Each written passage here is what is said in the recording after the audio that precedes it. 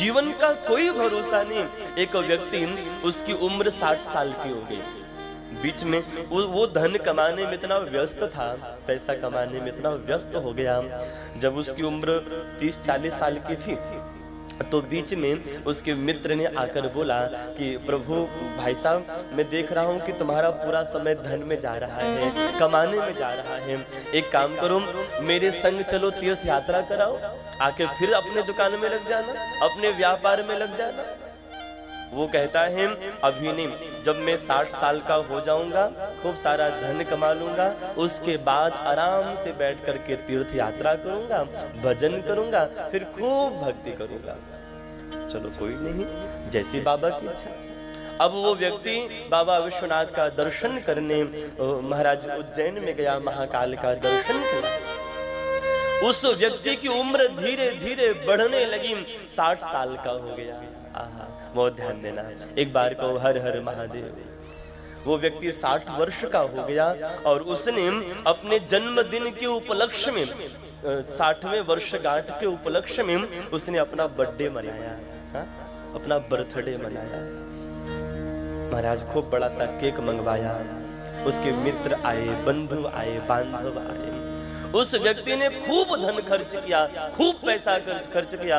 रात्रि के 12 बजे देखा सब लोग चले गए। अब रात्रि के 12 बजे खटिया पर लेट करके सोचे 60 साल की उम्र हो गई है, जो करना था मैंने कर लिया, जितना कमाना था मैंने कमा लिया, अब कल से हम बाबा विश्वनाथ की धाम की यात्रा करेंगे, कल से मैं बाबा विश्वनाथ के धाम की यात्रा में करूंगा।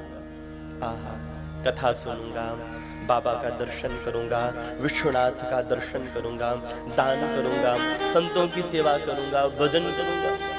60 वर्ष की उम्र के रात्रि के 12 बजे ये विचार करता है, विचार करते करते सो गया, नींद आ गई। और जैसे उसको नींद आई है, रात्रि के 2 बजे है, किसी ने अचानक उसके चद्दर को खींचा है, किसी ने उसके चद्दर को खींचा। प्रभु जी जैसी चद्दर खींचा, उसका नेत्र खुला, सामने देखा, क्या देखा, करिया करिया यमदूत खड़े थे, काले काले यमदूत खड़े थे। उस यमदूतों को देखने के बाद कहा, भैया आप कौन हैं? यमदूतों ने कहा, हम यमदूत हैं, तुम्हारी उम्र 60 वर्ष की ही थी। एक बार कहो हर हर महादेव। यमदूत ने कहा, तुम्हारी उम्र मात्र 60 वर्ष की ही थी, अब चलो मेरे साथ, तुम्हारा वक्त पूरा हो गया। आंखों में आंसू भर आए, रोने लगा।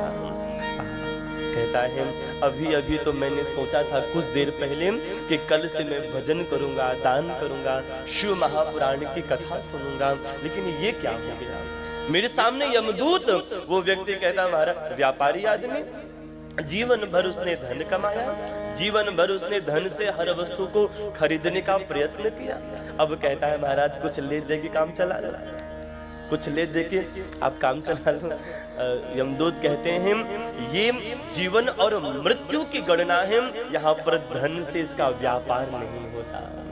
अपने जीवन के सारे धन को तुम खर्च कर दो, लेकिन अब तुमको एक दिन का भी जीवन अधिक मिलने वाला नहीं है। वो व्यक्ति कहता है महाराज 1 मिनट का समय दे दो ना, 1 मिनट का भी नहीं मिलेगा, 1 दिन का भी नहीं मिलेगा, 1 मिनट का भी नहीं मिलेगा। वो व्यक्ति कहता बस एक मुझे पत्र लिखना है, जो दूसरा कमरा है ना उसमें मेरा बेटा सो रहा है, जाने से पहले मैं अपने बेटे के लिए एक पत्र लिखना चाहता हूँ। यमदूत ने कहा चलो इतना कर लो।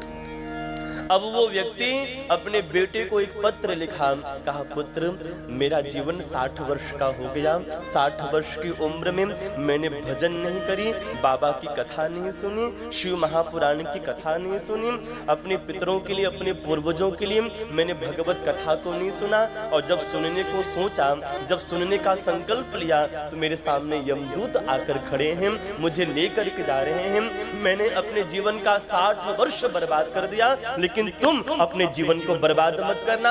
आज से, अभी से, इसी वक्त से बाबा की भक्ति करो तो ही कल्याण है। कब तुम्हारे सामने यमदूत आ जाए उसका भरोसा नहीं है।